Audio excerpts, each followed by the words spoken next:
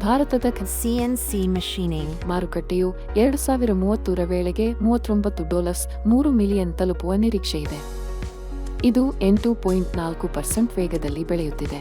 ಭಾರತದ ನುರಿತ ಕಾರ್ಯಪಡೆಗೆ ಇಂಡಸ್ಟ್ರಿ 4.0 ತಂತ್ರಜ್ಞಾನಗಳಲ್ಲಿ ತರಬೇತಿ ನೀಡಲು ಟಾಟಾ ಟೆಕ್ನಾಲಜೀಸ್ ಭಾರತಾದ್ಯಂತ ಐಟಿಐಗಳೊಂದಿಗೆ ಸಹಯೋಗ ಹೊಂದಿದೆ.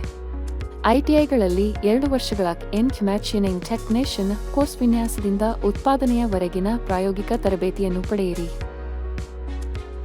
ವೈವಿಧ್ಯಮಯ ವಲಯಗಳಲ್ಲಿ ಕ್ಯಾಂಪ್ ಪ್ರೋಗ್ರಾಮರ್, ಆಪರೇಟರ್ಗಳು ಮತ್ತು ಉತ್ಪಾದನಾ ತಂತ್ರಜ್ಞರಾಗಿ ವೃತ್ತಿ ಜೀವನವನ್ನು ಅನ್ಲಾಕ್ ಮಾಡಿ.